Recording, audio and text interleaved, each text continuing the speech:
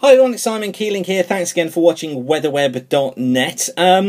Quite interesting developments taking place over the next few days, and certainly over the next 14 days. What it's looking like at the moment is if we are going to be seeing some dry weather across the south and the east, largely dry weather for the south and the east, much wetter towards the north and the west, but then a change taking place in a couple of weekends' time. Let me show the details here and just show you what I mean. Something we're going to need to keep our eyes on over the coming days. And so this is the 7 to 10 day mean of the 500 millibar flow. We've got the ECMWF on the left here, we've got the GFS on the right, and you notice here that both of them actually very similar.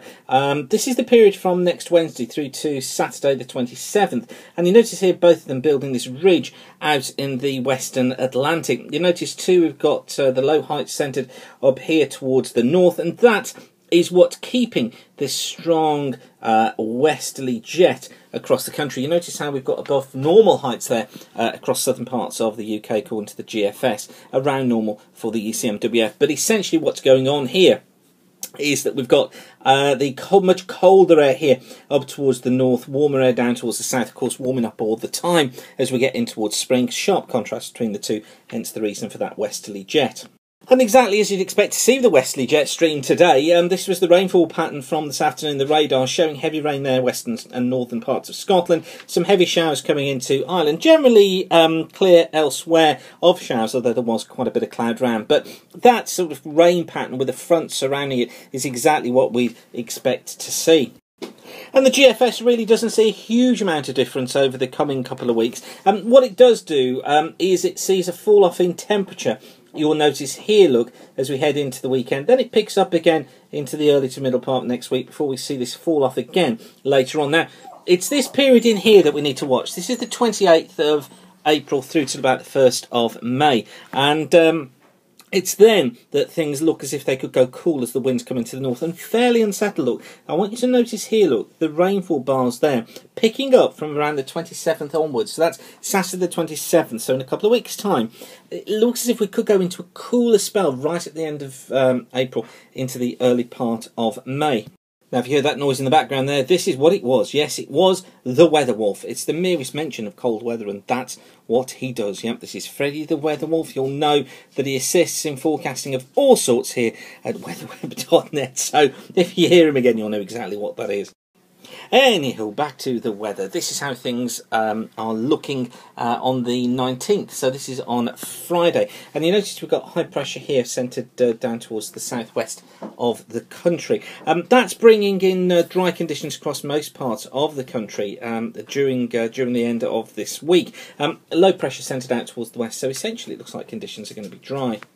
Now, heading into, where are we here? We are on Sunday the 21st here. You notice that we've got a trough coming through the country, but essentially what I want you to notice from this chart is that the jet stream, look, is much the same. So the jet stream is flowing through there like so. And what this will do is bring some rain towards northern and more western parts. Now, on to St George's Day, so next Tuesday looks still quite similar. We've got this southwesterly flow, so we are going to see rain across northern and western areas, drier towards the east and also the south. But again, notice this little tongue here of warmer air in the heights there, that ridge just building its way through. It's sheared off by this colder stuff up towards the north and the stronger winds there. But essentially what that does again, it just gives us this signal of rain affecting more northern and western areas. And then we just go forward another couple of days here. This is taking us forward to the 25th. So this is Thursday the 25th of April. And again, look, the jet stream flowing across the Atlantic here. It's strongest up towards the north where we're seeing some outbreaks of rain in the north and also the west, but drier towards the south. But of course we've got that ridge still holding across the south. It's that keeps things generally on the drier side. And then let's just shoot forward then now, in a couple of days. This takes us to Sunday the 28th. Now, you'll notice here something has changed. Look, you see we've got this trough here across the eastern sides of the country. And that's colder air running across the top of a surface area of low pressure here. That's bringing in northerly winds.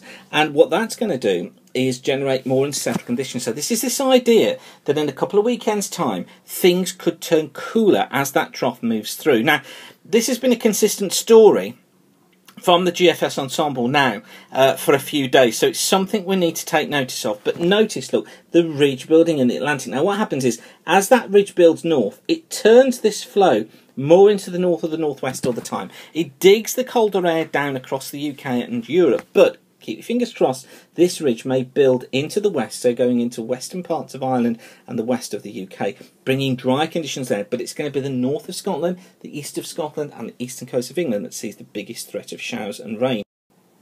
Now the GFS then wants to keep this feed of cold air coming in. This is the chart for the 1st of May. So this is getting into Wednesday the 1st of May. It puts low pressure close to the country, but I think what we need to read from this is this ridge building here, the trough in here looks sharpening all the time, and the idea of the lower pressure being close by and of the more unsettled, cooler conditions. So we need to think about becoming cooler and more unsettled at the end of April into the early part of May.